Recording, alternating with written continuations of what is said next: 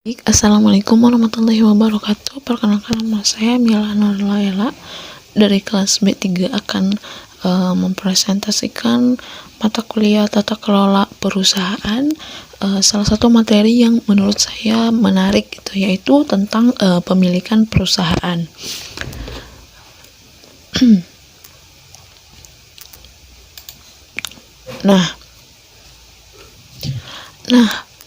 Di antaranya ada di pemilikan perusahaan ada 5 poin. Yang pertama, organ perusahaan, kemudian ada RUPS atau rapat umum pemegang saham, ada perlindungan pemegang saham, terus kemudian ada peningkatan nilai tambah, dan yang terakhir ada wewenang RUPS.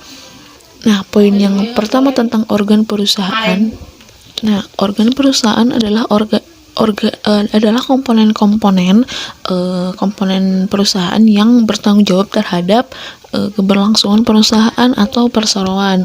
Nah, itu dikutip menurut Undang-Undang Nomor 40 Tahun 2007 tentang UPT, terdiri dari RUPS, direksi, dan komisaris. Selanjutnya di rapat umum pemegang saham, rapat itu diadakan untuk membicarakan atau menentukan hal-hal yang berkaitan dengan kepemilikan perusahaan. Misal ketika perusahaan sedang genting sedang diambang kegentingan, maka para pemegang saham atau kepemilikan perusahaan akan mengadakan rapat umum pemegang saham untuk siapa yang akan memegang saham di periode berikutnya. Nah, selanjutnya penjelasan tentang direksi. Direksi itu adalah sebuah organ perusahaan yang berwenang dan bertanggung jawab penuh terhadap pengurus perseroan, termasuk mewakili perseroan baik di dalam atau di luar pengadilan. Nah, selanjutnya Dewan Komisaris itu apa? Nah, Dewan Komisaris itu adalah sebuah organ perusahaan yang dimana dia itu bekerja atau bertugas untuk melakukan pengawasan dan memberi nasihat kepada direksi kepada bawahannya. Nah, pada umumnya tata kelola perusahaan meliputi pemilikan perusahaan atau pemegang saham atau pemilik modal. Nah, atau juga pengurusan atau direksi dan komisaris pengawasan. Jadi komisaris atau dewan komisaris itu berada di paling atas setelah urutan dari pemilikan perusahaan dan pengurusan atau direksi. Nah, di rapat umum pemegang saham untuk menjalankan sebuah fungsinya sebagai RUPS.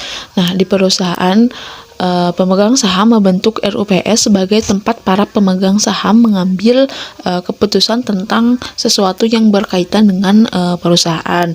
Nah, isi dari RUPS itu sendiri adalah terkait tentang organisasi, manajemen, kinerja, prospek personalia, perseroan, dan menyangkut kepentingan mereka yang tentunya tujuannya sama untuk supaya perusahaannya itu tetap berdiri dan maju untuk kedepannya.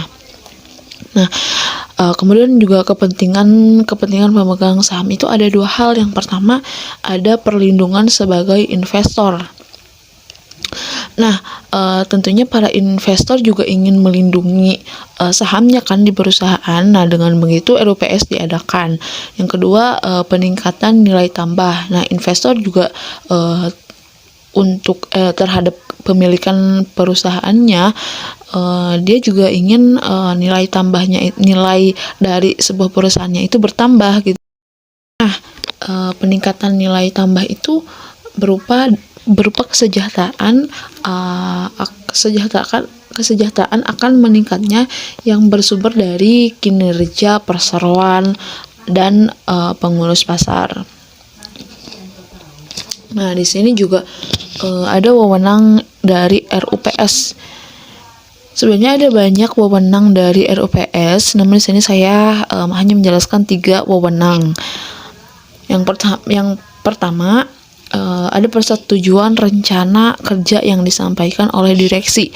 Kemudian persetujuan juga dapat dilakukan oleh komisaris menurut pasal 64. Yang kedua, persetujuan terhadap laporan tahunan, termasuk pengesahan laporan keuangan yang disampaikan oleh direksi. Nah, terdapat di pasal 69. Yang ketiga, memutuskan penggunaan laba bersih perseroan.